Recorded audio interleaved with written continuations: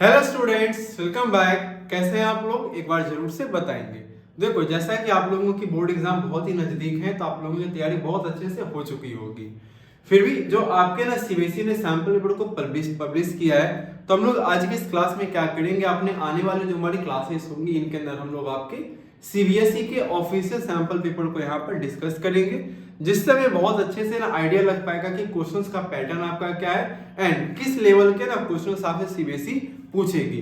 तो यहाँ पर हम लोग आज की इस क्लास में क्या करेंगे, आपको सीबीएसई की आपके ऑफिशियल सैंपल पेपर जो सीबीएसई खुद से आपके रिलीज करती है, तो आज हम लोग आपके इंग्लिश लैंग्वेज एंड लिटरेचर के सैंपल पेपर को डिस्कस करेंगे। आपका जो सब्जेक्ट होगा ना इंग्लिश लैंग्वेज एंड लिटरेचर का, इसका देखो जो आपका कोड होने वाला है वो 184 कोड होने वाला है। ठीक है, टाइम जैसा कि आपको नॉर्मली पता है 3 आवर्स का मेनली आपका पेपर होता है, जिसमें अगर कुछ हम इंस्ट्रक्शंस के बारे में बात करें कि क्या हमारा सर इंग्लिश को लेकर के इंस्ट्रक्शन दिया गया आपका बोर्ड के थ्रू या एग्जाम के लिए जो हमारे इंपॉर्टेंट इंस्ट्रक्शन जो हमें जानने हैं।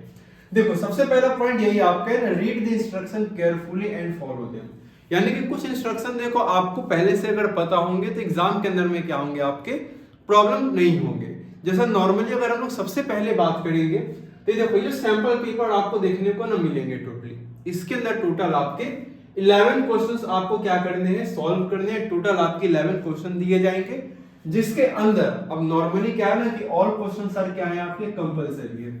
ऐसा नहीं कि सर 11 क्वेश्चंस हमें दिए गए हम 10 बना लें 8 बना लें, नहीं, सारे क्वेश्चन आपको क्या करने अटेम्प्ट करने हैं। All questions are compulsory. इसके अलावा हम लोग बात करेंगे the question paper contains 3 section. अब ये थोड़ा ना इंपॉर्टेंट है हमारे लिए। देखो, हमारा जो सैंपल पेपर है इंग्लिश के अंदर हम लोग बात करेंगे, इसके अंदर टोटल 3 सेक्शन आपको देखने को मिलेंगे। Section A, section B and section C आपको देखने को मिलेंगे। जिसके अंदर मैं आपको बताऊं, सेक्शन ए के अंदर में क्या होगा, आपका रीडिंग स्किल्स होंगे। मेनली आपके ना 2 अलग अलग आपको पैसेज दिए जाएंगे, हर एक पैसेज का वेटेज आपका 10 मार्क्स का होगा। इसके अलावा सेक्शन बी के बारे में हम लोग बात करेंगे, तो यहाँ पर आपके grammar and creative writing skills आपको देखने को मिलेंगे, जिसके अंदर मेनली 10 मार्क्स के जो क्वेश्चंस आपको दिए जाएंगे वो ग्रामर बेस्ड होंगे, जो कि टोटली आपके ना एमसीक्यू बेस्ड ऑब्जेक्टिव टाइप होते हैं आपके। एंड 10 मार्क्स के आपके ना क्रिएटिव राइटिंग स्किल्स आपको देखने को मिलेंगे।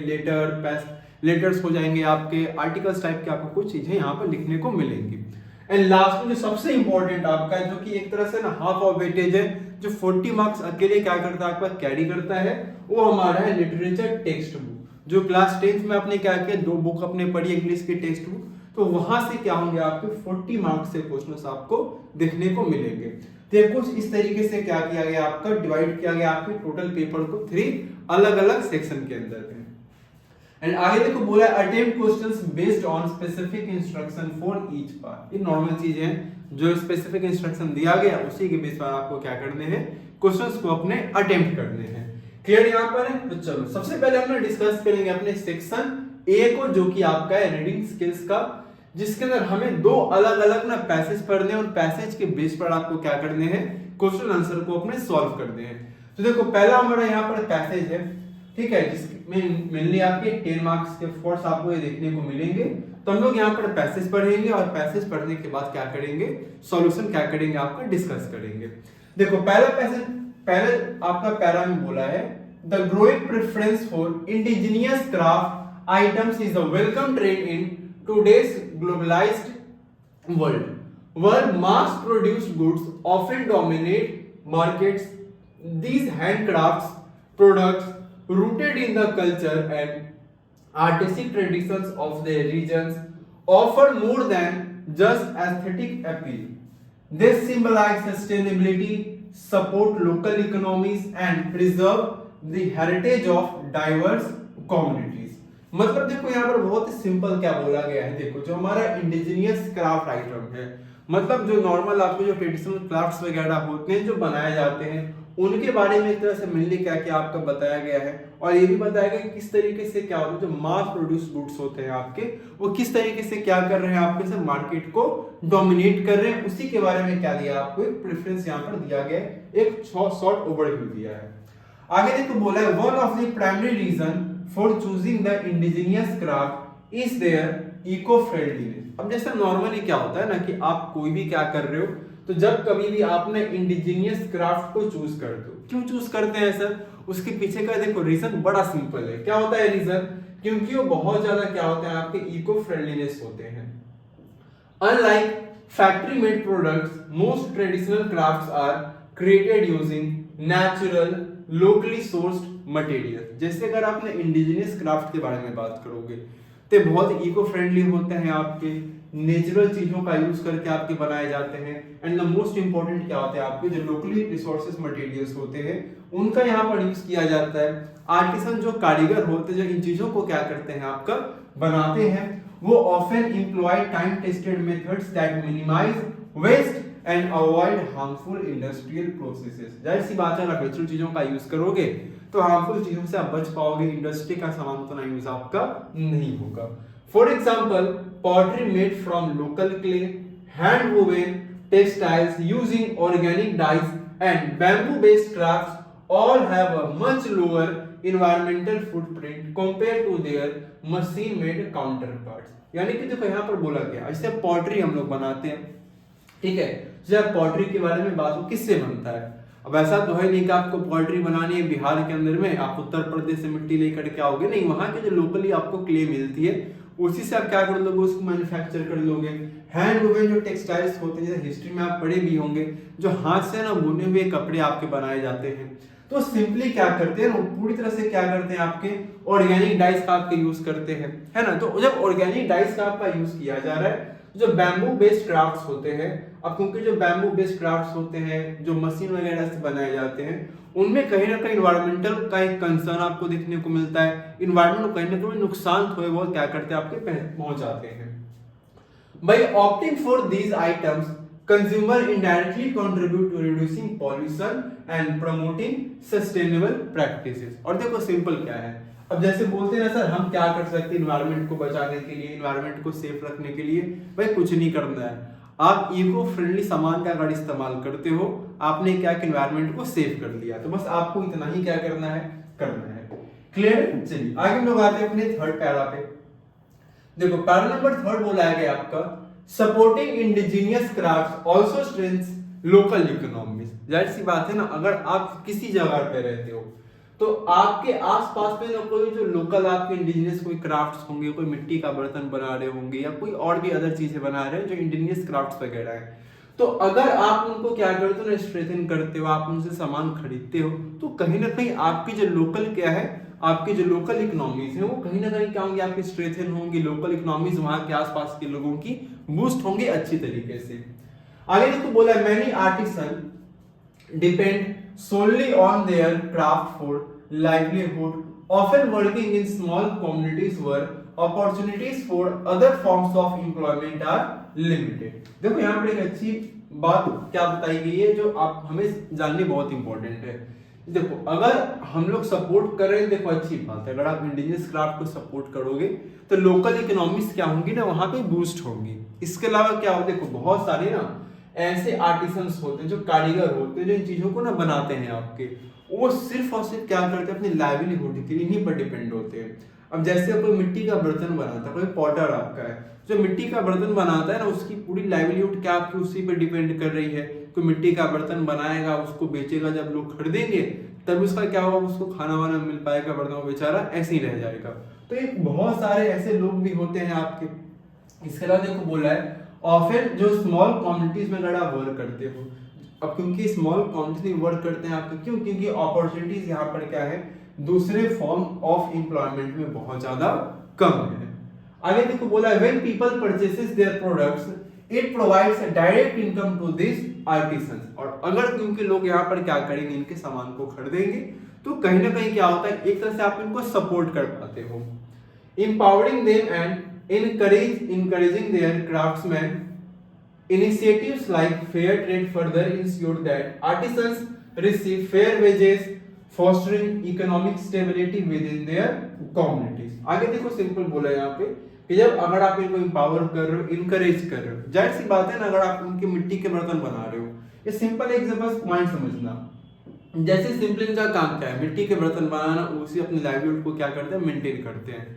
तो अगर इनका सामान न बिके तो जाहिर सी बात है ना, कल को ये क्या करेंगे, तो तो अपने अदर फॉर्म्स ऑफ इनकम को ढूंढना क्या करेंगे, शुरू करेंगे। इससे कहीं ना कहीं क्या होगा, हमारा जो लोकल क्राफ्ट हमारे हैं, जो इंडिजिनियस क्राफ्ट है, वो कहीं ना कहीं क्या हो जाएंगे, हमारी तरफ से ना खत्म होने लगेंगे। तो हमारा फर्ज बनता है कि हम इनको क्या करें, पूरी तरीके से सपोर्ट प्रोवाइड करें। और सपोर्ट कैसे प्रोवाइड करेंगे, सिंपल है सर, इनके जो सामान बनाए होते हैं हम इनको क्या करेंगे, तो खरीद करके। चलो आगे देखो, बोला है moreover indigenous craft items help preserve cultural heritage. अब ये देखो इंपॉर्टेंट है, क्योंकि अगर आप क्या कर रहे हो ना, इंडिजिनियस क्राफ्ट को क्या करते हो, हेल्प करते हो इन चीजों को, तो कहीं ना कहीं क्या होता है, आपका जो कल्चरल हेरिटेज है वो कहीं ना कहीं क्या होता है, आपका प्रिजर्व होता है। जैसे मैं एक सॉर्ट ऑफ एग्जांपल बताता हूँ। जैसे अगर मैं ना बिहार की बात करूं, तो बिहार के अंदर में क्या होता है ना कि आजकल जब पेंटिंग्स देखोगे आप, जैसे बिहार में ना बहुत तरह की अलग अलग पेंटिंग्स आपको देखने को मिलती है। जैसे मधुबनी पेंटिंग आपकी है, पटना कलाम पेंटिंग है। तो आज कहीं ना कहीं चीजें ना करीब करीब में बहुत लोगों को तो पता भी नहीं है कि फॉर्म ऑफ पेंटिंग भी क्या है, बिहार में पहले हुआ कर दी, हालांकि है आज भी, लेकिन बहुत कम ऐसे लोग हैं जिनको इन बारे में क्या है, आपकी अवेयरनेस है। तो जो आर्टिस्ट हैं, जो इस तरह की पेंटिंग्स को करते हैं, अगर हम उन्हें सपोर्ट नहीं करते हैं, तो एक सॉर्ट ऑफ टाइम, एक समय के बाद क्या हो जाएगा, ये जो हमारा क्राफ्ट है, इस तरह की जो पेंटिंग्स है, ये पूरी तरीके से क्या हो जाने वाली है, खत्म हो जाने वाली है। तो हमारा फर्ज बनता है कि हम उन्हें क्या करें, सपोर्ट करें, जिससे हमारा जो कल्चरल हेरिटेज है वो भी कहीं ना कहीं क्या रहेगा, हमारा प्रिजर्व रहेगा।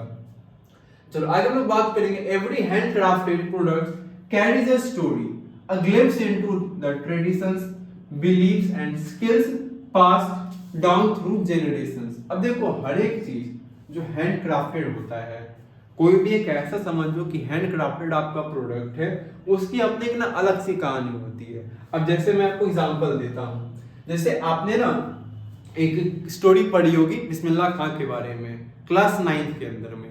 तो वहां पर आपने एक चीज पढ़ा होगा, वहां पर क्या होता है, आज जो आप क्या देखते हो ना, शहनाई देखते हो, है ना। आप आज जो शहनाई जिस चीज को जानते हो, आपको पता है शहनाई और किसका फॉर्म आपका है, ट्रांसफॉर्मेशनल फॉर्म किसका है आपके, तो पुंगी का, है ना। याद होंगे आपको, अच्छे से 9th में आपने इसको पढ़ा है। तो हर एक चीज की कहीं ना कहीं क्या है, कुछ हिस्ट्री होती है, कुछ उसका ना हिस्ट्री है। तो वैसे ही सिमिलरली यहाँ पर क्या बोला है, आपका जो भी देखो हैंडक्राफ्ट आपके प्रोडक्ट्स होते हैं, उनकी अपनी एक क्या होती है, कहीं ना कहीं एक हिस्ट्री अपनी होती है, ठीक है। कुछ उनके ट्रेडिशनल होते हैं, बिलीव्स होते हैं, स्किल्स होते हैं, जो जनरेशन टू जनरेशन क्या करते हैं, आपके पास ऑन होते हैं। In India where it's paintings, terracotta jewellery, sculptures, है ना, Athangudi tiles, mud work frames और many others, each item reflects the unique identity.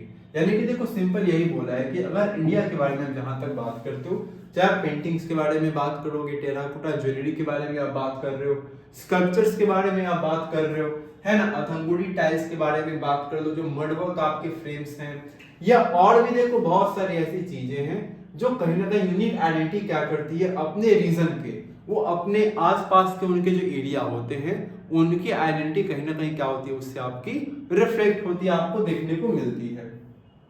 Clear. आगे देखो बोला है, by choosing this crafts people not only appreciate the artistry but also help keep this traditions alive in an era where cultural homogenisation threatens diversity. Clear है। आगे हम लोग बात करते हैं। देखो आगे बोला आपका पैरा नंबर 5 के अंदर में, in addition to their economic and cultural value. अब देखो जहां तक ना बात हम करते हैं सर इनके इकोनॉमिक एंड कल्चरल वैल्यूज के बारे में, indigenous crafts add a personal touch to homes and wardrobes. मतलब सिंपली हमारे जो होम्स है, हमारा जो वार्डरोब्स है, इनमें कहीं ना कहीं आपको पर्सनल टच आपको देखने को मिलता है। वो कैसे समझना, unlike mass produced items which often lack individuality, handicrafted products are unique. अब देखो जो मास प्रोडक्शन सामान होती है और जो हैंडीक्राफ्ट सामान होता है, इन दोनों बहुत ही डिफरेंसेस है। क्योंकि यहाँ पर जो हैंडीक्राफ्ट प्रोडक्ट्स होते हैं अपने आपस में अपने आप में ना बहुत ज्यादा क्या होते हैं, आपकी यूनिक होते हैं। क्यों? क्योंकि यहाँ पर आपको कहीं ना कहीं क्या देखने को मिलती है, तो इंडिविजुअलिटी आपको कहीं ना कहीं यहाँ पर क्या होती है, तो शो होती है। क्लियर। आगे आते हैं, each piece bears the imprint of the artisan effort. जैसे स्वेटर आपका है, जिस नॉर्मली में ठंडी चल रही है, ठंडी में आप क्या करते हो ना, स्वेटर पहनते हो, जैकेट पहनते हो, तो जैकेट क्या होता है ना, मशीन में बनता है, स्वेटर भी मशीन में बना लिए जाते हैं आपके। लेकिन जब आप छोटे होंगे तो आपके जो मम्मी हैं, नानी दादी जो भी होती हैं, वो क्या करती है, अपने हाथ से क्या करती है ना, आपका स्वेटर बुनती हैं। तो उससे कहीं ना कहीं एक फीलिंग अटैचमेंट होता है आपका, वहां पर इन्हीं चीजों के बारे में बात किया गया है। तो जो आपकी मम्मी ने क्या किया है ना, आपको स्वेटर बुन करके दिया है, तो उससे कहीं ना कहीं आपका इमोशनली कहीं ना कहीं क्या होता है, आपका अटैचमेंट होता है। आर्टिसन का जो एफर्ट होता है वो आपको देखने को मिलता है वहां पर। बाकी मशीन में कुछ खास आपको ऐसा देखने को नहीं मिलता है, कुछ स्पेशल अटैचमेंट नहीं होता है। भाई खरीदना है खरीद लेंगे, है ना, उस टाइप का फीलिंग आता है। चलिए आगे हम लोग आते हैं नेक्स्ट लास्ट पैरा, देखो बोला है however the preference for indigenous crafts requires sustained efforts to thrive। हालांकि देखो हमारे काफी एफर्ट हमें करने पड़ेंगे इसको सिक्योर करने के लिए, सेफ रखने के लिए हम अपने एंड पर एफर्ट्स करेंगे ही करेंगे। इसके अलावा जो गवर्नमेंट है, ऑर्गेनाइजेशन है, कंज्यूमर, इन सभी को रोल प्ले करना पड़ेगा। सिर्फ मेरे रोल प्ले करने से नहीं हो जाएगा, सिर्फ सरकार के करने से नहीं होगा, है ना, हम सबको मिल करके क्या करना पड़ेगा, अपना एफर्ट देना पड़ेगा। हम सभी को अपना अपना यहाँ पे क्या करना है, रोल अच्छे से प्ले करना है। आगे हम लोग बात करेंगे policies that promote local craftsman, provide training to artisan and create global platforms for showcasing their work can boost the visibility and demand for this products. अब देखो गवर्नमेंट को बहुत सारी पॉलिसीज ऐसी बनानी पड़ेंगी, जो कहीं ना कहीं गवर्नमेंट की ऐसी सर पॉलिसीज होनी चाहिए जो लोकल क्राफ्ट्समैन है कहीं ना कहीं उनको प्रमोट किया जाए, नॉट नेशनल लेवल पर बल्कि ओवरऑल ग्लोबल लेवल पर, वर्ल्ड लेवल पर आपके इनको ट्रेनिंग आपको देने पड़ेंगे एंड एक ग्लोबल प्लेटफॉर्म भी क्रिएट करना पड़ेगा ताकि अपना वर्क दिखा सके, है ना, जो डिमांड इन प्रोडक्ट्स का है वो भी लोगों में आ सके आपका। आगे आते हैं consumers too must actively seek out and invest in handmade crafts rather than opting for cheaper factory made alternatives. अब ये बड़ा चैलेंज है, क्यों? क्योंकि सर जब फैक्ट्री में सामान बनता है ना, वो आपके काफी बल्क में एक बार बन जाता है, इस कारण से उसका जो कॉस्ट ऑफ प्रोडक्शन वो कम होता है, इस कारण आपको सस्ते में मिल पाता है। लेकिन जब आप किसी हैंडीक्राफ्ट चीजों के बारे में बात करोगे तो एक आदमी एक बार में एक ही चीज बना पाता है आपका, जिस कारण से ऑफ कोर्स वहां पर थोड़ा महंगा भी होता है आपका।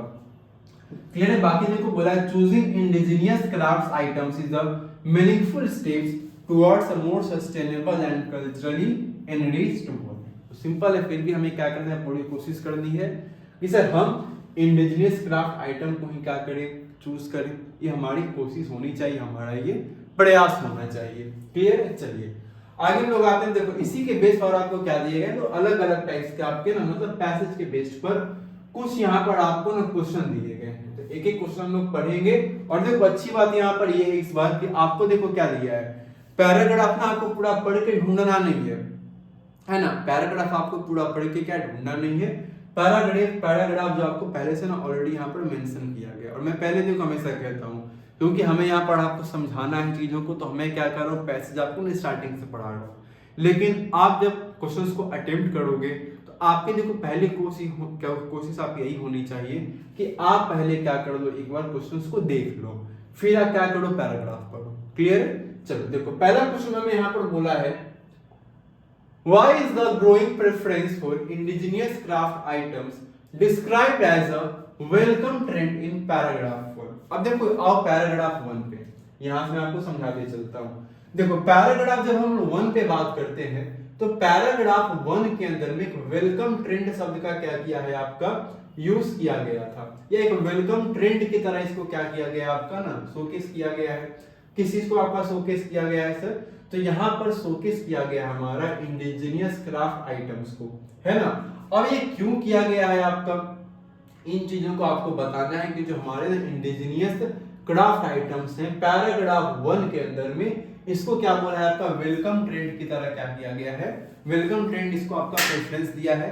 इसका आंसर आपको क्या करना है, बताना है। देखो बहुत ही सिंपल है, इसमें देखो आंसर हम लिखेंगे आपका कि सिंपली देखो क्या करते हैं आपके, because it counters the dominance of mass produce goods. Simple क्या लिख लेंगे, देखो आंसर आपको लिखना है कैसे, मैं आपको समझा देता हूं। देखो आंसर आपको लिखना है, ठीक है, the growing preference for indigenous craft items described as a welcome trend in paragraph 1 because it counters the, क्या लिखेंगे हम लोग आपके, बिकॉज, ठीक है ना, सिंपल लिख लेंगे आप, because it counters the,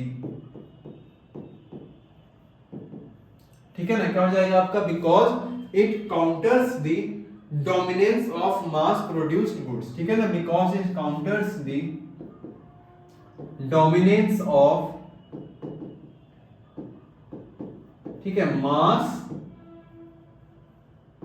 produced goods, clear है। तो इसको आपको लिखना है, हालांकि आप थोड़ा और एक्सटेंड कर सकते हो, तो यहां पर आप इस चीज को ऐड कर देंगे जरूर से, जैसे अगर हम लोग बात करेंगे सपोर्ट्स सस्टेनेबिलिटी, यहां पर आप ये भी ऐड कर सकते हो, सपोर्ट्स, है ना, सस्टेनेबिलिटी, है ना, सस्टेनेबिलिटी को क्या करते हैं आपके, सपोर्ट करते हैं, ठीक है ना, तो क्या हो जाएंगे आपके, support sustainability and helps preserve, ठीक है ना, एंड हेल्प्स प्रिजर्व कल्चरल,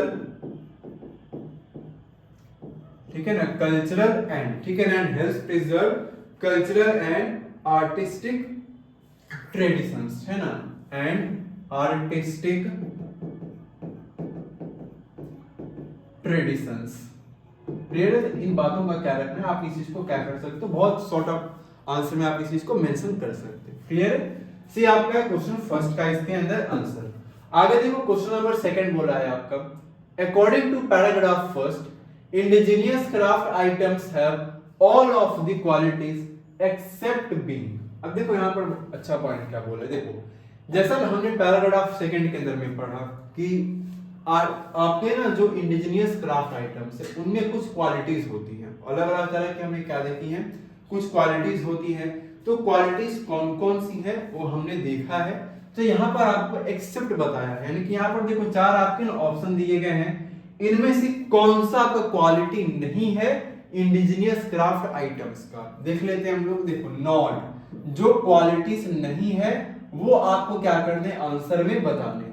तो पहला हम लोग बात करेंगे handicraft works, of course handicraft होते हैं आपके, रूटेड इन आर्टिस्टिक ट्रेडिशंस, बिल्कुल ये भी होते हैं आपके, एस्थेटिक इन अपील, सर ये भी होते हैं। तो होता कौन नहीं है सर, इजिली एक्सेस, बड़ी आसानी से क्या होते हैं आपके ये नहीं मिलते हैं, और यही हमारा क्या हो जाएगा, इस क्वेश्चन का आंसर हो जाएगा, यानी कि आपका ऑप्शन डी क्या होगा इस क्वेश्चन का करेक्ट आंसर होगा। चलो आगे देखो बोला था क्वेश्चन नंबर थर्ड के अंदर में, complete the following by selecting the correct option from those given in the bracket. देखो कुछ ब्रैकेट में आपके ना ऑप्शन दिए गए हैं, तो आपको करेक्ट ऑप्शन क्या करना है, चूज करना है, और सेंटेंस को क्या करना है, कंप्लीट करना है। देखो सेंटेंस में बोला जा रहा है आपका, the uses of locally source materials make the indigenous craft traditional या फिर इको फ्रेंडली। देखो अगर आप लोकल चीजों का यूज कर रहे हो, ट्रेडिशनल वो नहीं होता है, लोकल चीजों का यूज करके जो नेचुरली चीजें होती हैं आपकी, उससे क्राफ्ट आपका क्या होता है सर, इससे जो हमारा क्राफ्ट है ना वो क्या हो जाता है आपका इको फ्रेंडली हो जाता है। कैसा होता है आपका, इको फ्रेंडली हो जाता है। चलो थर्ड क्वेश्चन में देख लिया है आपके। चलो आगे हम लोग आते हैं क्वेश्चन नंबर फोर्थ के अंदर। देखो क्वेश्चन नंबर 4 बोला है आपका, select the option that is true from A to C given for what the phrase time tested methods suggested in paragraph second। यानी कि जो सही वाली क्या करना है आपको चीजों को बताना है। यहाँ पर देखो ऑप्शन ए में देखो बोला जा रहा है यहाँ पर आपका, ठीक है, ऑप्शन ए के अंदर बोला है artisans use traditional techniques that have been refined and proven effective for generations, ये है आपका। सेकंड देखो बोला है artisans use outdated practices that are no longer relevant in today's commercial market, या फिर सी देखो बोला है artisans follow techniques that prioritize speed and mass production over craftsmanship। तो क्या आपके ना यहाँ पर बोला है कि कौन सा यहाँ पर क्या होगा आपका सही है। देखो सी तो बिल्कुल सही नहीं है, नो लॉन्गर रिलेवेंट ऐसा तो नहीं भी, आज भी बिल्कुल रिलेवेंट हमारे हैं, है ना ये चीजें, तो ये भी गलत। जो सही ऑप्शन हो जाएगा वो क्या है हमारा, तो फोर्थ का जो ऑप्शन ए हमारा होगा ये क्या होगा आपका बिल्कुल करेक्ट आंसर होगा। क्लियर। आगे हम लोग आते हैं अपने क्वेश्चन नंबर 5 में। देखो 5 में क्वेश्चन बोला है आपका complete the analogy bye selecting one of the two correct option. देखो एनालॉजी यहाँ पर क्या करना है आपको बनाने हैं, दो ऑप्शन दिए गए हैं आपकी, जैसे एग्जांपल देखो दिया है क्या बोला है आपका, देखो जिस तरह से रिलेशन आपका है फेयर ट्रेड का फेयर वेजेस से, वैसे यहाँ पर आपको क्या करना है एनालॉजी बनाना है। तो क्या वो हो जाएगा आपका एम्प्लॉयमेंट मतलब जॉब सिक्योरिटी, या फिर मास प्रोडक्शन का मतलब क्या होता है आपका रिड्यूस्ड प्राइस। अभी देखो पैराग्राफ थर्ड में मेंशन है और हमने भी जस्ट पूरा क्या किया आपका पैरा इस पैसेज का कंप्लीट किया था। आपको वहां पर मैंने चीज बताई थी। देखो बार बार हमारा एक पॉइंट आ रहा था क्या सर, एम्प्लॉयमेंट का मतलब क्या होता है जॉब सिक्योरिटी। एम्प्लॉयमेंट मतलब सिंपली क्या है, जॉब आपका सिक्योर है, आपको काम नाम क्या हो रहा है मिल रहा है। तो ऑप्शन ए इसका क्या हो जाएगा करेक्ट आंसर आपको देखने को मिल जाएगा। क्लियर। चलिए बाकी हम लोग आते हैं अपने क्वेश्चन नंबर 6 के अंदर। देखो क्वेश्चन नंबर 6 में बोला जा रहा है आपको why is supporting indigenous crafts considered an effective way to improve the economic conditions of small communities। काफी देखो अच्छा प्यारा सा क्वेश्चन और ये क्वेश्चन 2 मार्क्स का है। ठीक है, अभी तक हम जितने भी क्वेश्चन अटेम्प्ट किए हैं सभी आपके 1-1 मार्क्स वाले, लेकिन ये क्वेश्चन आपका 2 नंबर का है। ठीक है ना। देखो क्वेश्चन बोला है कि देखो अगर आप इंडिजिनियस क्राफ्ट्स को क्या करते हो कंसीडर कर रहे हो एक effective way to improve the economic condition, जो स्मॉल कम्युनिटीज के क्या होते हैं आपके लोग होते हैं, सर ये कैसे हो पाएगा। देखो जैसा कि ना मैंने आपको पहले बताया हुआ है, मैं आपको एक्सप्लेन कर देता हूँ। देखो जैसा कि सिंपली क्या है कि अगर आप इनको क्या करते हो ना इंप्रूव कर दोगे तो इकोनॉमिक्स इनकी बेहतर होंगी। क्यों? क्योंकि हमने पढ़ा है सर लोकल जो क्राफ्ट्समैन होते हैं वो अपने लाइवलीहुड के लिए कहीं ना कहीं क्या होते हैं आपके इन्हीं चीजों पर डिपेंड करते हैं। जैसे एग्जांपल कोई एक पॉटर है जो बर्तन बना रहा है आपका मिट्टी का, तो अपने लाइवलीहुड के लिए उसी पर डिपेंड करता है। तो हमारा ये नैतिकता मोरालिटी हमारी ये बनती है कि हम क्या करें वहां से उन चीजों को क्या करें आपके खरीदे ताकि उनकी लाइवलीहुड सस्टेन रह सके आपका, ताकि उनको भी आगे क्या मिले अपना इनकरेज उनको भी मिले ताकि वो भी क्या कर पाए उन चीजों को अपने आगे कंटिन्यू रख पाए। अब अगर चाहो तो आप पैराग्राफ 3 में इसका आंसर क्लियरली मेंशन है, आप यहां से भी क्या कर सकते हो आंसर को अपने ले सकते हो, है ना। देखो सिंपली बोला है supporting indigenous crafts also strengthen local communities, many artisans depend solely on their craft for livelihood, often work in small communities where opportunities for other forms of employment are limited। So यहाँ पर देखो when people purchases their products it provides a direct income to these artisans, empowering them and encouraging their craftsmanship। तो ये चीज आप mention कर सकते हो अपने आंसर के अंदर काफी अच्छे से। चलो आगे लोग आते हैं क्वेश्चन नंबर 7 के अंदर में। देखो क्वेश्चन नंबर 7 के अंदर बोला है आपका what are the main ideas of paragraph 4 and paragraph 5। अब पैराग्राफ 4 हमने पढ़ा है, हमने सिर्फ पैराग्राफ 5 भी पढ़ा है। तो पैराग्राफ 4 के अंदर में एंड पैराग्राफ 5 के अंदर में क्या मेन आइडियाज आपको देखने को मिलते हैं, क्या मेन आइडियाज उन पैराग्राफ के हैं वो आपको क्या करने हैं आंसर में अपने बताने हैं। देखो यहां से क्या है आपका ना ये भी आपका कितने नंबर का 2 नंबर का आपका क्वेश्चन है ये। क्लियर है। देखो तो आपको ये क्या करते हैं बताने हैं, ऐसे ही 1 नंबर वाला क्वेश्चन आपका है ना एमसीक्यू है। देखो आंसर क्या आ जाएगा, देखो choosing indigenous crafts help preserve cultural heritage. दूसरा है आपका hand crafted products lack individuality. ये तो कहीं से नहीं होगा सर, जो हैंड क्राफ्टेड प्रोडक्ट होता है वो आपके इंडिविजुअलिटी को क्या करता है शो करता है, ना कि वो लैक करता है। तीसरा देखो बोला है indigenous crafts also reflect the artisans creativity. क्या ये आर्टिसंस के क्रिएटिविटी को क्या करता है आपका रिफ्लेक्ट करता है। या तीसरा हम लोग बात करेंगे आगे देखो बोला है indigenous crafts promotes uniformity by erasing regional differences in artistic traditions. ये भी नहीं होगा। Cultural homogenization encourage people to choose indigenous crafts over mass produced goods. देखो आपको यहाँ पर जो आंसर देना है ना वो पैराग्राफ 4 एंड पैराग्राफ 5 के रेफरेंस में क्या करना है आंसर क्या करना है ना आपको देना है। तो अगर देखो हम ना बात करते हैं आपके साथ, देखो सही आंसर क्या हो जाएगा आपका इंडिजिनियस क्राफ्ट्स क्या करते हैं आपके आर्टिसंस की क्रिएटिविटी को क्या करेगा आपका कहीं ना कहीं रिफ्लेक्ट करता है। तो क्लियर आपके? तो यहाँ पर देखो अगर आंसर के बारे में बात करें, मेन आइडियाज जो होते हैं आपके, देखो यहाँ पर दो आप दे सकते हैं, एक देखो ये तो आपका ऑफकोर्स रहेगा ही रहेगा, और फर्स्ट भी क्या होगा आपका रहेगा, तो दोनों आप क्या सकते हैं। अब यहाँ से हमें क्या करना है ना सर, सेलेक्ट करना है। तो यहाँ सेलेक्ट करने की देखो बारी हम लोग बात करेंगे। देखो पैराग्राफ 4 का मेन आइडिया हमने अभी डिस्कस क्या था सर, पैराग्राफ 4 का जो मेन आइडिया था वो था आपका किस चीज को लेकर के, तो ये था हमारा सर जो मेन एक जो चीज है इसके अंदर आपका देखो बात क्या किया गया था, तो इसके अंदर जो मेनली बात आपकी कही गई थी वो था आपका किस चीज को, तो इंडिजिनियस क्राफ्ट्स क्या करते हैं आपके कल्चर हेरिटेज को प्रिजर्व करते हैं। और जो पैराग्राफ 5 का जो मेन मोटिव आपका है वो क्या था सर, इससे कहीं ना कहीं क्या होता है आपके जो आर्टिसंस की क्रिएटिविटी होती है वो क्या होती है आपके अंदर रिफ्लेक्ट होती है।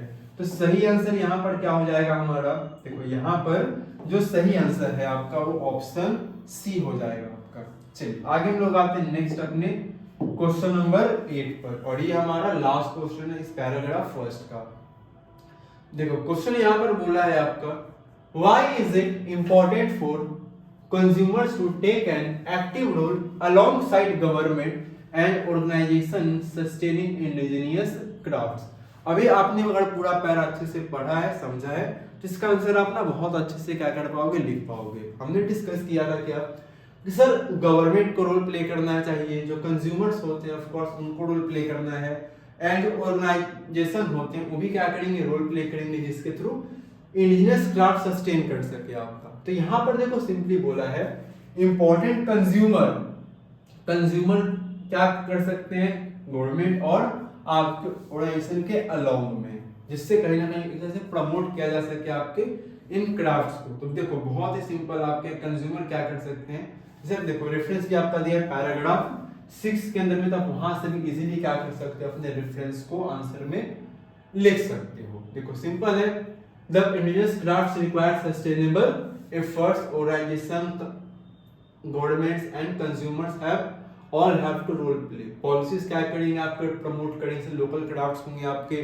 उनको ट्रेनिंग के लिए प्रमोट किया जाएगा, आपका ट्रेनिंग वगैरह उनको प्रोवाइड की जाएगी, एक ग्लोबल प्लेटफॉर्म उनके लिए बनाया जा सकता है आपका, है ना। अगर कंज्यूमर क्या करते हैं, कंज्यूमर भी क्या कर सकते हैं आपका सीक आउट इन्वेस्ट कर सकते हैं हैंडमेड प्रोडक्ट्स में, ताकि उसके मतलब फैक्ट्री वाले सामान को ना खरीद करके जो हैंडमेड सामान होते हैं उनको खरीद सकते हैं कंज्यूमर आपके। इससे कहीं ना कहीं क्या होगा आपके, तो उनकी इकोनॉमी कहीं ना कहीं बूस्ट होगी, और हमारा ऑफ कोर्स जो कल्चर है जो हमारा हेरिटेज है वो भी क्या रहेगा आपका, प्रिजर्व रहेगा। क्लियर? तो ये हमारा था पैराग्राफ फर्स्ट, जिसको हमने क्या किया आपके बहुत अच्छे से डिटेल में यहाँ पर हमने डिस्कस किया हुआ है। क्लियर है? चलिए आगे हम लोग आते हैं, नेक्स्ट हम लोग यहाँ बात करेंगे आपके पैरा सेकंड के बारे में। देखो सेकंड जो पैराग्राफ आपका है, तो देखो सेकंड पैराग्राफ के अंदर में क्या, सॉरी सेकंड जो आपका पैसेज है इसमें क्या क्या चीजें इंपॉर्टेंट है, कितने आपके ना पैसेज यहाँ पर कौन कौन से हैं उसको हम लोग पहले समझेंगे। देखो सॉर्ट ऑफ ये छोटा पैसेज है, बहुत बड़ा ज्यादा क्या आपका नहीं पैसेज है नहीं। देखो पहले पैसेज में देखो बोला है आपका, देखो 4 पैराग्राफ है, और ये भी आपका क्वेश्चन कितने नंबर का है, तो ये भी आपको ना 10 नंबर के क्वेश्चन यहाँ पर आपको मिलेंगे। देखो पहला बोल रहा है आपका paragraph 1, a recent study conducted across 2 age groups, students age 10 to 12 and 13 to 16 explored their preference for ballpoint and micro tip pens for various writing activities such as note taking, examinations and personal writing। अब देखो mainly यहाँ पर हम sort of क्या पढ़ रहे हैं आपका, कई लोग सॉर्ट ऑफ एक सर्वे टाइप आप पढ़ रहे हो, एक सॉर्ट ऑफ जो आपका ना एक स्टडी है सर्वे टाइप, उसको हम लोग यहाँ पर क्या कर रहे हैं, डिस्कस कर रहे हैं। तो रिसेंटली देखो बोला कि क्या किया गया आपका, स्टडी को कंडक्ट किया गया 2 अलग अलग एज ग्रुप के बीच में। पहला एज ग्रुप कौन सा था आपका, जो पहला एज ग्रुप था आपका वो 10 से 12 साल के स्टूडेंट्स का था, और जो दूसरा एज ग्रुप था आपका इसमें 13 to 16 इयर्स के क्या थे आपके स्टूडेंट्स थे। अब एक्सप्लोर किया गया इनके प्रेफरेंस को लेकर कि भैया आपका प्रेफरेंस क्या है, बॉल पॉइंट का है, माइक्रो टिक पेन्स का है, अलग अलग चीजों के लिए। जैसे अगर आप राइटिंग एक्टिविटीज करते हो, जैसे नोट टेकिंग, एग्जामिनेशन में लिखते हो, कुछ पर्सनल चीजों पर्सनल राइटिंग अगर आप कुछ कर रहे हो, उनमें आपका प्रेफरेंस क्या है, बॉल पॉइंट है या मैक्रोटिक पेन से, वो बताना है।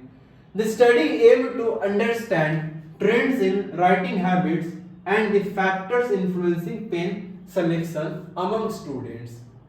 अब कहोगे सर इस तरह का स्टडी क्यों किया जाता है? देखो ये स्टडी करने का देखो मेन एम क्या है आपका, देखो जो कौन सा राइटिंग हैबिट आपका ट्रेंड में है ये लोग जान पाएंगे, हमें पता चल पाएंगे। और दूसरा इंपॉर्टेंट क्या है, देखो ऐसे कौन कौन से ना आपके फैक्टर्स हैं जो एक किसी चीज को ना स्टूडेंट्स के अमंग में पेन के सिलेक्शन को लेकर के कौन कौन से ऐसे फैक्टर्स उनको इन्फ्लुएंस करते हैं जब वो बात इनकी आती है पेन को सेलेक्ट करने की।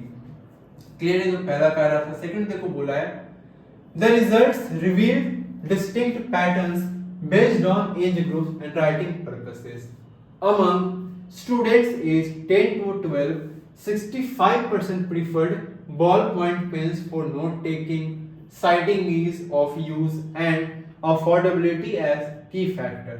देखो जो स्टडी किया गया इसमें पता चला आपका, देखो जो 10 से 12 साल के बच्चे उनमें 65% ऐसे स्टूडेंट्स आपके हैं जो कि नॉर्मली क्या प्रीफर करते हैं आपका, तो बॉल पॉइंट पेन्स को प्रीफर करते हैं नोट टेकिंग के लिए, साइटिंग ऑफ यूज के लिए, अफोर्डेबिलिटी एज की फैक्टर्स। वही 35% क्या ऑप्ट करते हैं आपके, ऑफ कोर्स तो वही चीजों पे सर्वे किया गया है। जब 65% बच्चे क्या कर रहे हैं आपके बॉल पॉइंट पेन्स को प्रेफरेंस दे रहे हैं, तो सिंपल सी बात है सर 35% बच्चे क्या प्रेफरेंस देंगे अपना, तो माइक्रोटिप पेन्स को प्रेफरेंस देंगे। Valuing their precision and smooth writing, मतलब देखिए इसे लिखना ना बड़ा आसान है, बड़ा स्मूथ राइटिंग होती है। For examination ball point pens were the overwhelming choice, लेकिन जहां पर बात आती है ना एग्जामिनेशंस की, जो बॉल पॉइंट पेन्स होते हैं वो ओवरवेलमिंग क्या है, चॉइस है, विद 78% फेवरिंग देम। देखो जब एग्जामिनेशन में लिखने की बात आती है यहां से आपको भी हेल्प मिल सकती है। जब एग्जामिनेशन में जाओ भाई तो क्या लेकर के जाओ, बॉल पॉइंट पेन्स लेकर के जाओ, है ना, सर्वे यहां पर है, ठीक है ना। आगे आते हैं हम लोग, ठीक है। while 22% stuck with micro tip pens appreciating their fine control, बाकी जो 22% है बोलते हैं कि नहीं मैं तो क्या करता हूं भाई माइक्रो टिप पेन्स का यूज करता हूं, क्यों, क्योंकि इसको कंट्रोल करना बड़ा अच्छा, बड़ा आसान है कंट्रोल करना इस वाले पेन को।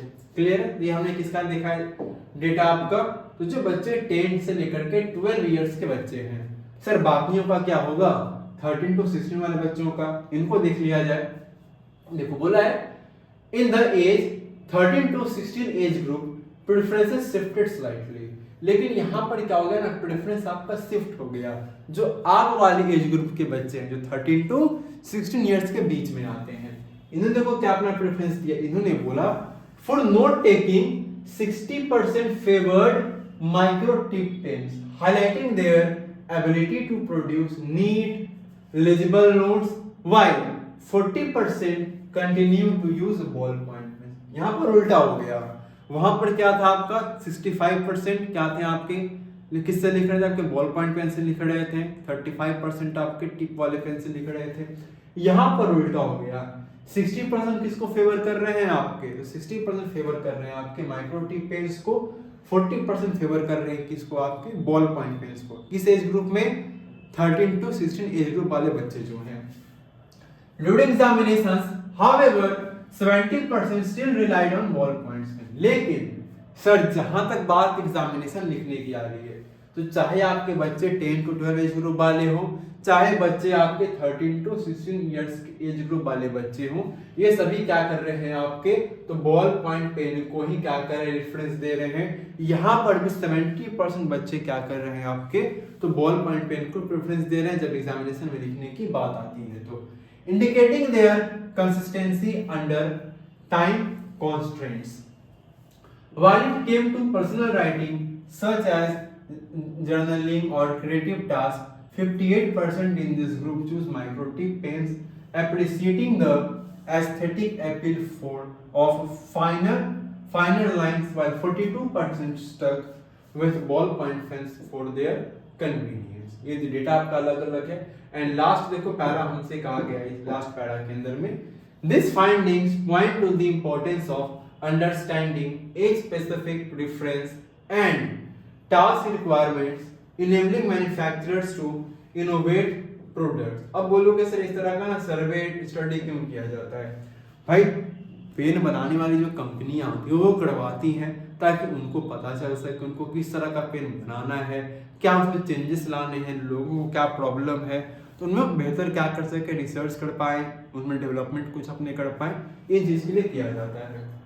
ठीक है, manufacturers could further explore incorporating hybrid features such as pens offering the speed of ballpoint pens with the precision of micro tip pens to cater to a wider range of students preferences। Clear है, ये हमारा para था जिसको हमने अच्छे से क्या किया, स्टडी किया डिटेल में। अब हम बात करेंगे इस पैरा के बेस पर अलग अलग हमसे क्या किए जाएंगे, सर क्वेश्चंस पूछे जाएंगे, तो हम लोग यहीं पर क्या करेंगे, इसका आंसर समझेंगे। देखो क्वेश्चन पहला बोला है आपका, why did the study most likely focus on the two specific age groups of 10 to 12 and 13 to 16। देखो पहले ही क्वेश्चन आपको बोला है कि स्टडी आपका है ये मेनली क्या कर रहा है आपका, देखो फोकस कर रहा है एज ग्रुप पे, दो अलग अलग एज ग्रुप को फोकस कर रहा है, जो कि एज ग्रुप देखो पहला तो क्या है आपके 10 to 15 इयर्स के हैं, और दूसरा जो एज ग्रुप आपको देखने को मिलता है जो कि कौन सा एज ग्रुप आपका है ना, 13 to 16 इयर्स के। अब ये देखो सिंपल इसका आपको रीजन देना है। देखो बोला है this is because these age groups, देखो बोला है कि ये एज ग्रुप्स क्या होते हैं, देखो this is because these age groups are when these age groups are, है ना, age groups are when students, ये एज ग्रुप कौन होते हैं, तो एज ग्रुप होते हैं आपके आर व्हेन स्टूडेंट्स, है ना, आर when students develop। तो भाई एज ग्रुप ऐसा होता है जहां पर स्टूडेंट्स क्या करते हैं, वो डेवलप करते हैं। भाई किन चीजों को डेवलप करते हैं, तो स्टूडेंट्स अपने डेवलप करते हैं, रिफाइन करते हैं, develop and refine their, develop and refine their writing habits, refine their writing habits। Clear है, तो इस चीज को आंसर ये हो जाएगा आपका क्वेश्चन के अंदर। आगे हम लोग आते हैं क्वेश्चन नंबर सेकंड। देखो बोला है, अच्छा यहाँ पर देखो आंसर यहाँ पर देखो मेंशन भी है, तो हमें कुछ करने की नीड भी नहीं थी, बस यहाँ से देख लेना था आपको। चलो कोई नहीं, आगे हम लोग आते हैं। देखो क्वेश्चन नंबर सेकंड बोला है आपका, identify the phrase in paragraph 1 that conveys the writer's reference to the patterns or preference observed in how students use pen for various writing tasks। अब देखो आपने पैरा पढ़ा है, तो पैराग्राफ आपने जो पढ़ा है आपका, है ना, 1 के अंदर में, तो पैराग्राफ 1 में फ्रेज आपको बताना है जो क्या करता है आपका, कन्वे करेगा आपका किस चीज को, कि देखो राइटर्स का जो रेफरेंस है वो पैटर्न से दिया गया है, या फिर जो प्रेफरेंस आपका ऑब्जर्व किया गया है कि स्टूडेंट्स कैसे क्या करते हैं, अपने पेन का यूज करते हैं वेरियस अलग अलग राइटिंग टास्क के लिए। उस आपको ना फ्रेज को यहाँ पर क्या करना है, बताना है।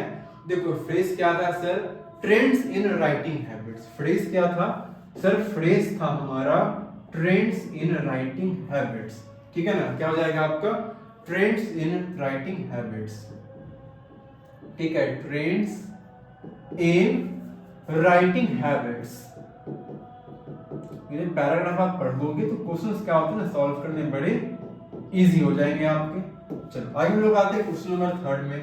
देखो इसमें बोला है आपका, complete the following by selecting their correct option from those given in the brackets. देखो ब्रैकेट में कुछ आपके ना ऑप्शन दिए गए हैं, तो उससे ऑप्शन से सही आपको चीजों को क्या करना है, फिल करना है। देखो बोला है आपका, Geeta aged 11 wishes to complete her practical file neatly ensuring her work is legible and appealing. She is most likely to choose a micro tip pen for this task because, अब देखो यहाँ पर याद करना है, माइक्रो टिप पेन का आपका use किया जा रहा है। भाई क्यों किया जा रहा है, क्यों, क्योंकि माइक्रो टिप पेन क्या करता है आपका, प्रिसाइजन होता है। क्या हो जाएगा आपका सर, यहाँ पर जो करेक्ट ऑप्शन है वो क्या हो जाएगा आपका, precision offered by this type of pen helps produce tidy work। Clear है, तो ये देखो किस तरह से क्वेश्चन पूछते हैं आपके। चलिए आगे हम लोग आते हैं क्वेश्चन नंबर 4 के अंदर में। देखो क्वेश्चन नंबर 4 में 2 मार्क्स का क्वेश्चन आपका है, तो बहुत ही ध्यान से देखो। क्वेश्चन बोला जा रहा है आपका, what does the writer mean by affordability while citing the highlight percentage of ball point pen usage.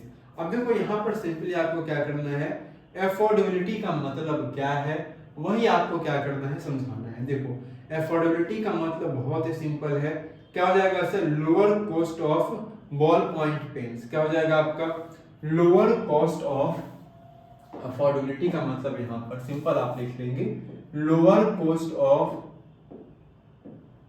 ठीक है ना, lower cost of ball point pens compare to, है ना, कंपेयर टू माइक्रोटिप पेन्स,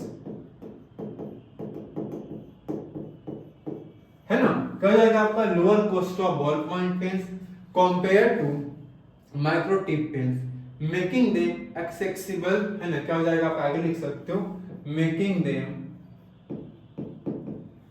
है ना, making them accessible and budget friendly, ठीक है ना, मेकिंग देम एक्सेसिबल एंड क्या हो जाएगा आपका, बजट फ्रेंडली। क्योंकि देखो लोअर कॉस्ट है तो इजीली मिल जाएगा, एक्सेसिबल हो जाएगा आपका, बजट फ्रेंडली भी होगा। किसके लिए sir, budget friendly of course for students. Clear है। चलिए आगे हम लोग आते हैं अपने अगले क्वेश्चन पे। चलो अगला हमारा क्वेश्चन है, क्वेश्चन नंबर कितना है आपका, क्वेश्चन नंबर 5। देखो यहाँ पर कुछ चीजें दी गई, आपको करेक्ट ऑप्शन आपको क्या करना है, सेलेक्ट करना है अपने आंसर को कंप्लीट करने के लिए, ठीक है ना। ऑप्शन बेस्ड ये क्वेश्चन आपका है। देखो क्वेश्चन में बोला जा रहा है हमें, when the writer says distinct patterns in the line, the result revealed distinct patterns based on age groups and writing purposes of paragraph 3. See he means that. अब देखो जो राइटर ने क्या कहा, आपको ना डिस्टिंक्ट पैटर्न्स लाइन में use किया है, जो रिजल्ट रिवील करता है आपका distinct patterns based on age group, जो सेंटेंस में आपको देखने को मिलता है। तो यहाँ पर ना डिस्टिंक्ट कहने का देखो मतलब सिंपली क्या है, इससे क्या इसका मीनिंग निकाला जाए, ये आपको क्या करने हैं यहाँ पर बताने हैं। क्लियर। देखो अब इसके बारे में जब हम ना बात करेंगे, ऑप्शन देखो दिए गए, पहला क्या है, students in both age groups use pain in the same way for all the listed points, तो बिल्कुल गलत है। The preference for pens varied according to the student's age and type of writing skills, ये सही हो सकता है। आगे देखो बोला है only microtip pens were popular across all writing tasks in the 13 to 16 age groups, गलत। एग्जामिनेशन में हमने देखा था ना सर, काफी ज्यादा वहां पर था बॉल पॉइंट पेन का, ये भी गलत हो जाएगा। Students of all age groups preferred ball point pens for completing creative writing skills, ये भी गलत है। तो सही आंसर क्या होगा हमारा, सही आंसर हो जाएगा हमारा ऑप्शन बी। चलो आगे हम लोग आते हैं अपने क्वेश्चन नंबर 6 के अंदर। देखो क्वेश्चन नंबर 6 में हमें कहा जा रहा है आपका, कंप्लीट द फॉलोइंग एप्रोप्रिएटली। कुछ यहाँ पर सेंटेंस है, सेंटेंस को हमें क्या करना है, कंप्लीट करना है आपका। देखो पहला बोला है, the one likely reason why more than 40% of students still choose ball point pens for creative task, ठीक है, even thought micro tip pens are better suited for such activities is. यहां पर देखो ब्लैंक है और ये ब्लैंक को आपको क्या करना है, तो फिल करना है। देखो आप बहुत कुछ लिख सकते हो, लेकिन देखो हम सिंपल अगर कुछ चीजों के बारे में ना बात कर लें, देखो क्या होता है ना कि जो बॉल पॉइंट पेन्स होते हैं वो इजिली क्या होते हैं आपके, देखो बॉल पॉइंट पेन क्विकली क्या होते हैं आपके, ड्राई आउट नहीं होते हैं, अनलाइक इसकी तरह आपके, तो अनलाइक आपके माइक्रो टिप पेन्स या फिर आपके माइक्रो टिप पेन्स की तरह। यहीं आगे बात कर लेंगे तो बॉल पॉइंट्स क्या होते हैं आपके, वैरायटी सरफेसेस पर वर्क करते हैं, माइक्रो टिप पेन्स आपके बहुत अलग अलग सरफेस पे वर्क नहीं करते, ये दूसरा रीजन हो सकता है आपका। इसके अलावा अगर हम लोग बात करेंगे तो बॉल पॉइंट पेन्स आपके क्या होते हैं आपके, तो लाइकली टू स्मर्ज्ड होते हैं आपके, लेकिन बॉल पॉइंट्स पेन इजीली क्या होते हैं आपके, यूजुअली मोर अफोर्डेबल होते हैं। तो 3-4 चीजें यहाँ पर आप लिख सकते हो। पहला पॉइंट क्या मेंशन कर सकते हो, बॉल पॉइंट पेन्स आपके अफोर्डेबल ज्यादा होते हैं, एक्सेसिबल बहुत ज्यादा होते हैं compare to micro tip pens, है ना, ये लिख सकते हैं। इसके अलावा आप सिंपल और ये लिख सकते हो सर, बॉल पॉइंट पेन्स जो होते हैं ना वो बहुत क्विकली ड्राई अप नहीं होते हैं माइक्रो टिप पेन्स के कंपैरिजन में। और एक तीसरा आप यहाँ पर चाहो तो मेंशन कर सकते हो कि जो बॉल पॉइंट पेन्स होते हैं ना वैरायटी ऑफ सरफेस पे वो क्या करते हैं, वर्क कर जाते हैं, लेकिन micro tip pens variety of surface पे वर्क आपके नहीं करते हैं। क्लियर? चलिए आगे हम लोग आते हैं अपने अगले क्वेश्चन पे, आप इसको फिल कर देना। चलो 3 मैंने आपको अलग अलग पॉइंट बता दिए हैं। तो 7 नंबर बोला है आपका, how are aesthetic appeal and finer lines connected. देखो सिंपल बोला है आपको ना कि जब आप बात कर रहे हो एस्थेटिक अपील और फाइनर लाइंस के बारे में, तो ये देखो दोनों आपस में कहीं ना कहीं क्लोजली क्या है आपके कनेक्टेड है। कैसे कनेक्टेड है? देखो बिकॉज फाइन लाइन क्रिएट्स, यहां पर आप ऐसे लिख सकते हो आंसर, मैं आपको थोड़ा सा बता देता हूं। देखो आंसर आप कुछ ऐसे इसका लिखोगे, क्या है हमारा, देखो लिखेंगे aesthetic appeal and fine liners are connected to each other because, simply क्या लिख लेंगे आपके, because finer line create, simple लिख लेंगे बिकॉज, ठीक है ना, बिकॉज फाइनर लाइंस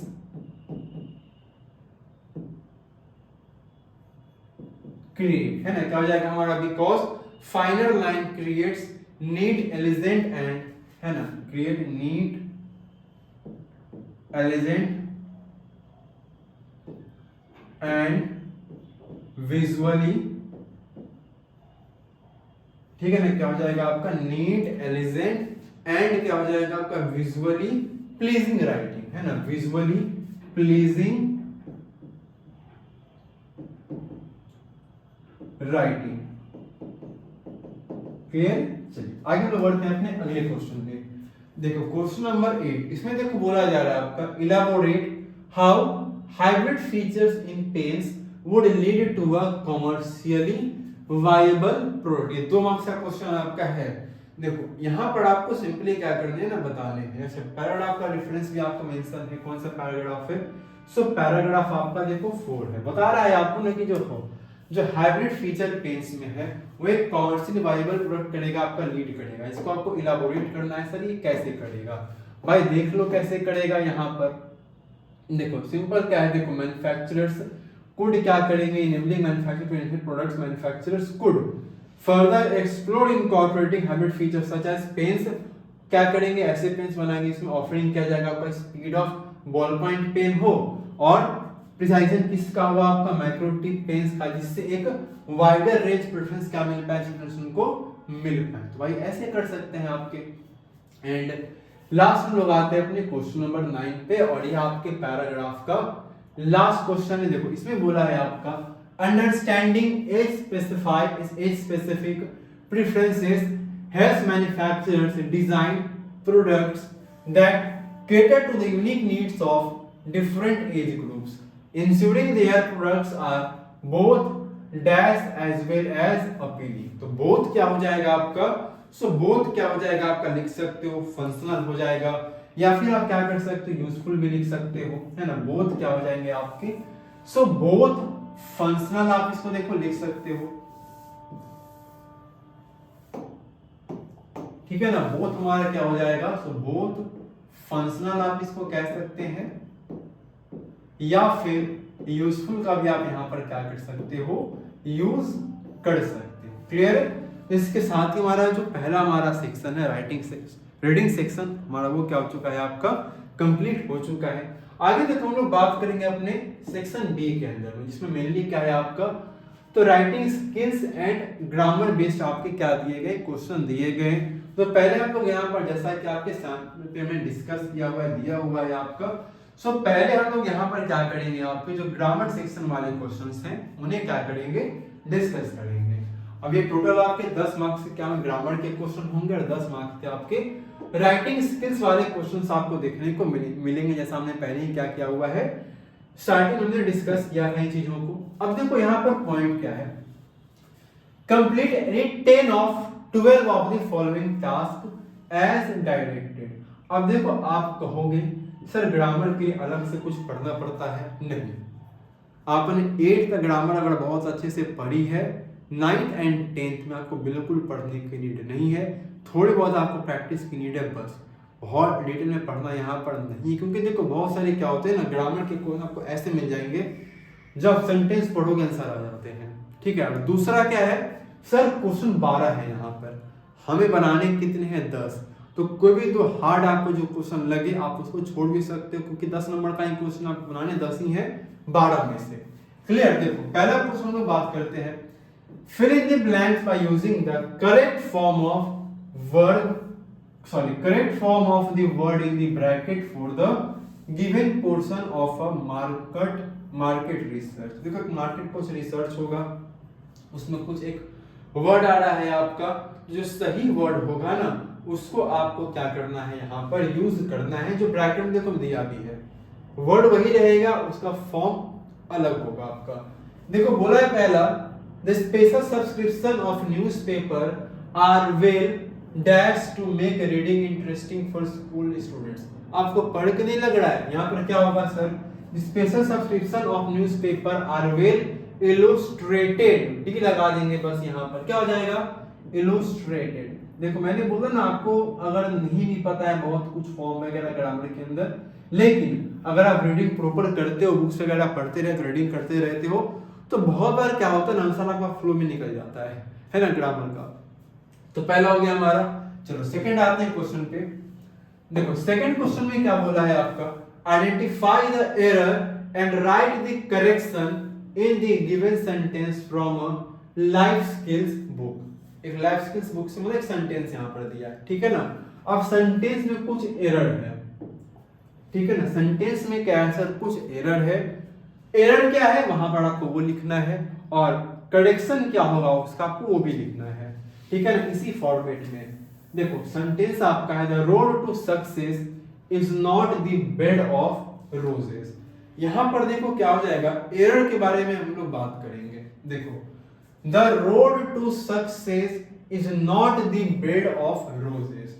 देखो यहां पर अगर ना एरर के बारे में आप बात करोगे, एरर क्या है आपका, the road to success is not the bed of roses. तो ये देखो क्या होना चाहिए, नॉर्मली अगर हम लोग बात करेंगे, एरर क्या होना चाहिए आपका सर, एरर होना चाहिए यहाँ पर ये वाला द, ये गलत, ये क्या होगा सर, गलत होगा।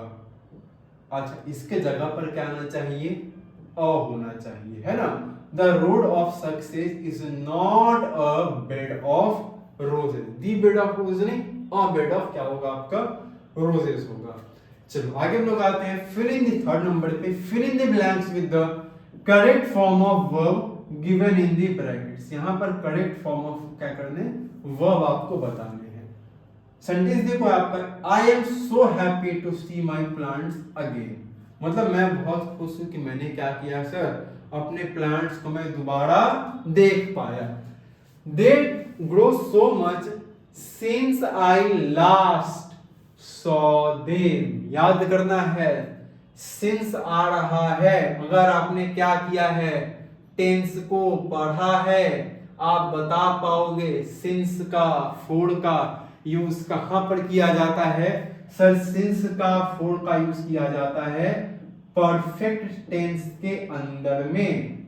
कहां पर यूज करते हैं सर, परफेक्ट टेंस के अंदर में इन चीजों का यूज किया जाता है। लेकिन सर यहां पर क्या लगेगा, यहां पर सेंटेंस के अकॉर्डिंगली हमें देखना है, तो क्या हो जाएगा, यहां पर देखो पहला सेंटेंस आपके प्रेजेंट में है, तो दे हैव, और हैव के साथ हमेशा क्या लगता है, वर्ब का, क्योंकि ऑफकोर्स ये परफेक्ट है तो वर्ब का थर्ड फॉर्म आएगा। They have grown so much since last I saw them. Clear यहां पर है। चलिए आगे हम लोग बढ़ेंगे अगले क्वेश्चन पे, जो कि हमारा है क्वेश्चन नंबर 4। देखो इसमें बोला है आपका, read this given sentence. Sentence से पहले पढ़ लेते हैं, फिर देखेंगे क्या यहां पर करने बोला है।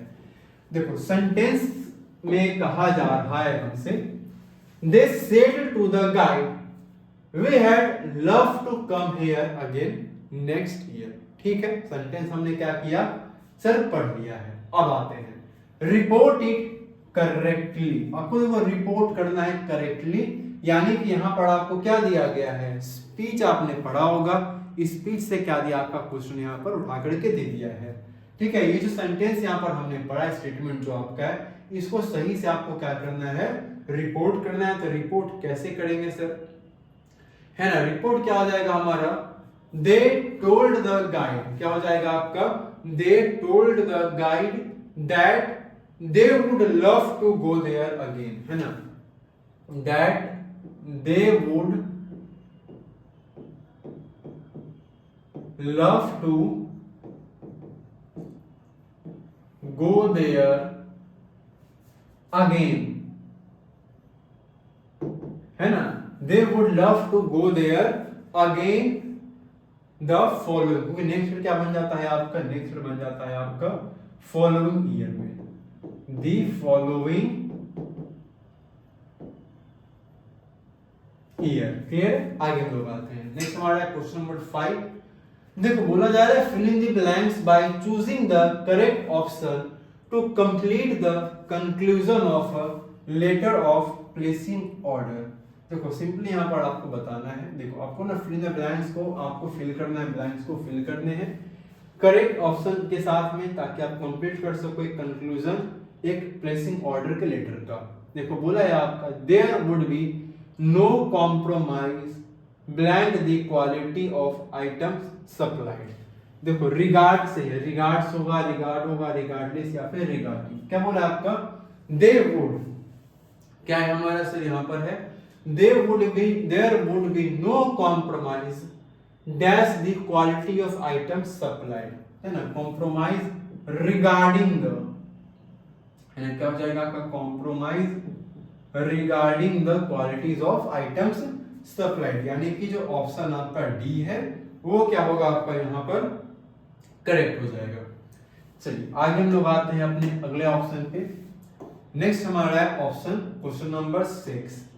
इसमें देखो क्या कहा जा रहा है आपको, देखो क्वेश्चन नंबर 6 में कहा है report the following bye completing the sentence correctly. मतलब यहाँ भी आपको रिपोर्टिंग करना है, आपकी स्पीच वाला टाइप नहीं है क्वेश्चन आपका। देखो स्टेटमेंट आपका है don't try melting the trousers yourself, she want him, मतलब वो बोल रही है कि भाई खुद से अपने ट्राउजर को मेल्ट करने की कोशिश मत करो।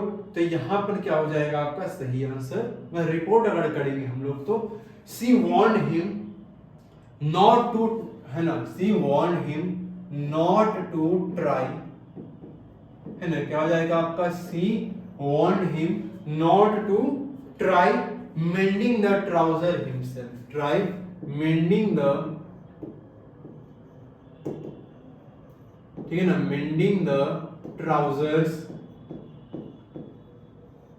हिमसेल्फ, ठीक है ना, क्या हो जाएगा आपका मेंडिंग द ट्राउजर्स हिमसेल्फ। ये हमारा 6 number.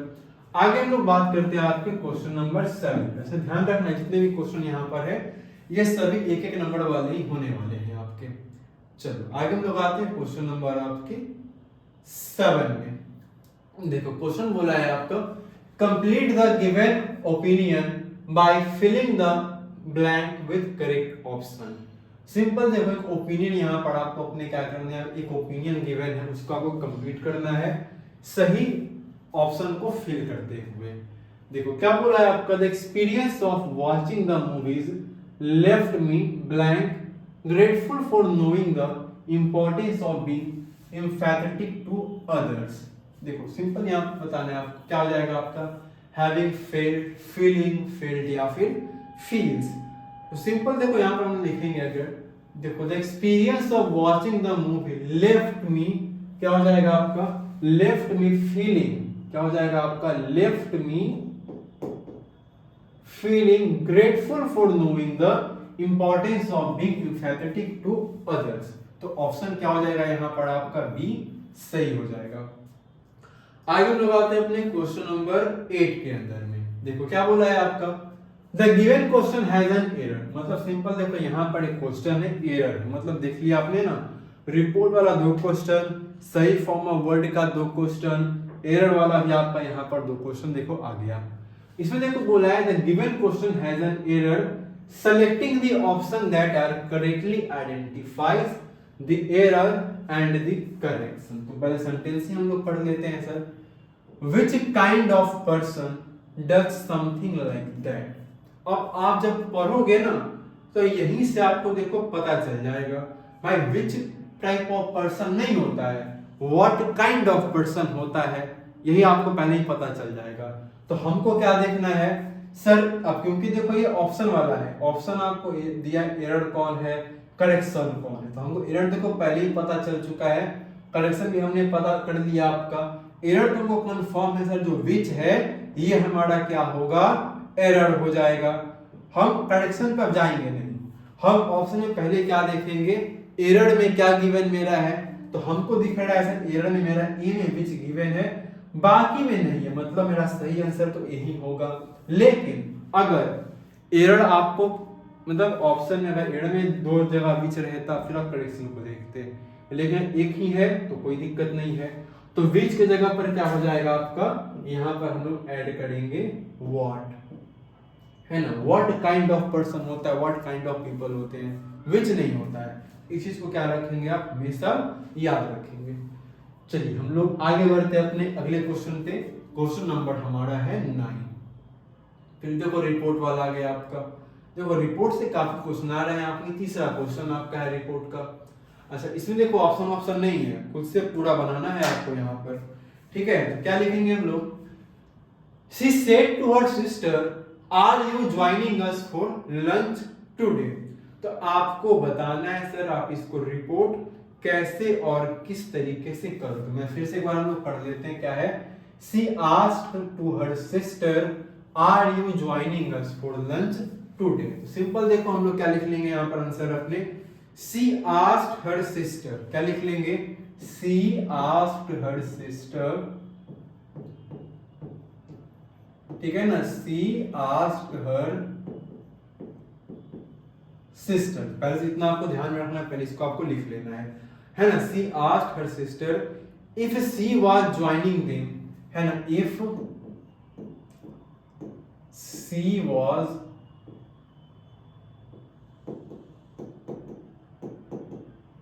Joining them for lunch, है ना।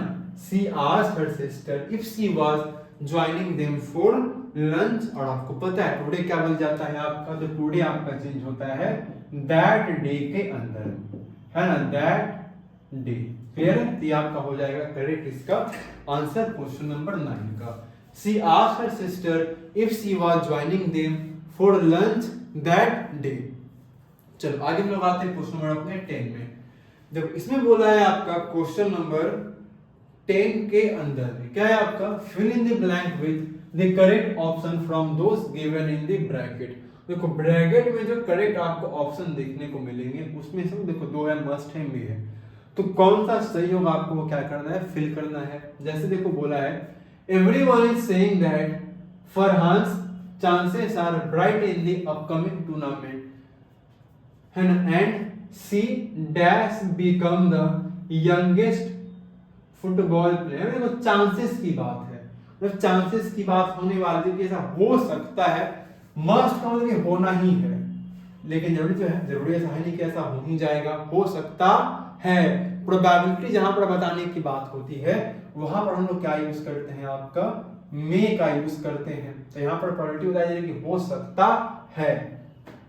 चलो 11 नंबर क्वेश्चन देखते हैं आपका क्या बोला है। Fill in the blanks to complete the sentence in a teacher's diary by choosing the correct option। मतलब सिंपल देखो, इसका कुछ नहीं है। Dash student in the class submitted their assignment on time। देखो dash student मतलब क्या लिख सकते हो आप, in the class submitted their, देखो their है, so their है, one होगा नहीं, a होगा नहीं। पहले मैंने क्लियर रखना है, क्यों, क्योंकि यहाँ पर देयर आर है, मतलब एक से ज्यादा के बारे में, एक से ज्यादा के बारे में बात हो रहा है ना। तो यहाँ पर क्या हो जाएगा आपका 1a तो कहीं से भी नहीं होगा। ऑल होता तो यहाँ पर क्या होता सर, ये भी आपने ग्रामर में पढ़ा है, ऑल होता तो मतलब क्या होता, प्लूरल सेंटेंस यूज किए जाते हैं। यहाँ पे जब ऑल होता है आपका तो वहां पर सेंटेंस जो नाउन होता है वो कैसा होता है आपका, प्लूरल यूज होता है आपका। लेकिन एवरी में क्या होता है आपका, यहाँ पर जो हम लोग से नाउन यूज करते हैं वो सिंगुलर यूज कर सकते हैं। तो एवरी क्या हो जाएगा आपका, एवरी स्टूडेंट, है ना। और अगर ऑल रहता यूज करते कब, जब यहाँ पर होता सर स्टूडेंट्स, है ना। इस बात को समझना, इससे भी क्वेश्चन आपके एग्जाम में क्या होते हैं पूछे जा सकते हैं। लेकिन यहाँ पर क्या हो जाएगा, सही आंसर आपका ऑप्शन सी होगा। और आगे हम लोग आते हैं अपने क्वेश्चन नंबर 12 पे, जो कि आप ग्रामर का लास्ट क्वेश्चन है। ये भी क्या है आपका, तो आपको करेक्ट ऑप्शन को क्या करना है, चूज करना है और आपको अपने आंसर को यहाँ फिल करने हैं। क्या बोला है आपका, देखो सेंटेंस आपका है, I looked inside the bucket and saw there was dash water in it so they had to add more to use. अब देखो यहाँ पर सिंपली बोला है, क्या है आपका, आई लुक्ड इनसाइड द बकेट, मतलब मैं ना बाल्टी में देख रहे हो आप, और क्या हो रहा है, आपने देखा कि देयर वाज डैश वाटर, कुछ पानी यहाँ पे है, कितना ऑप्शन से हम लोग देख लेंगे। So they had to add more to, मतलब पानी ऑफ कोर्स कम होगा, तभी पानी और क्या डालने के लिए बोला जाए। आपको ध्यान क्या रखना है, हम लोग यहाँ पर बात किसकी कर रहे हैं, वाटर के बारे में बात कर रहे हैं, है ना। इसी से हमारा क्या होगा, करेक्ट फॉर्म ऑफ वर्ड हम क्या कर पाएंगे सर, चूज कर पाएंगे। एनी वाटर तो होता नहीं है सर, फ्यू ये भी नहीं, मतलब कुछ काउंटेबल चीजें होती है जहां पर पानी काउंटेबल क्वांटिटी थोड़ी आपका मेजरमेंट करते हो। फ्यू भी नहीं होगा, लिस्ट तो होने से आप लिटिल हो जाएगा आपका, है ना। तो क्या हो जाएगा आपका, देयर वाज लिटिल वाटर, है ना। क्या होंगे आपके sir, there was little water in it so they had to add more to use. Clear है।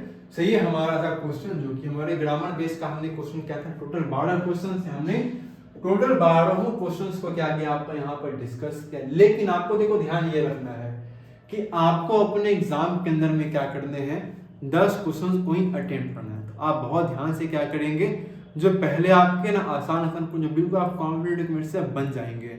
आप जिस उसमें पूरी तरीके से कॉन्फिडेंट होंगे आप उसको पहले बनाएंगे, जो बचे हुए होंगे उनको बाद में देख लेंगे। क्यों, क्योंकि यहाँ पर आपको 2 क्वेश्चन आप छोड़ने का आपको ऑप्शन दिया गया है। क्लियर है। तो जो देखो ग्रामर हमारा कंप्लीट हो चुका है। देखो बाकी हमारे बच गए क्या सर, राइटिंग सेक्शन बच गया हमारा, और हमारा बच गया एक लिटरेचर का सेक्शन। तो इसको हम लोग क्या करेंगे, अपने आने वाले वीडियोस में क्या करेंगे, डिस्कस कर लेंगे। बाकी जो हमारी आज की जो क्लास है इसके अंदर मिलनी क्या क्या है आपके, तो रीडिंग सेक्शन को और आपके जो ग्रामर सेक्शन, इससे हमने क्या किया, अच्छे से डिटेल में डिस्कस किया है। आपको डिस्कशन कैसे लगा आप हमें जरूर से क्या करेंगे, कमेंट में बताएंगे। तब तक के लिए आप सभी को थैंक यू। मिलेंगे अपनी अगली क्लास में, नेक्स्ट वीडियो में, बाकी अदर अगले डिस्कशन के साथ में। तब तक के लिए आप सभी को thank you and take care.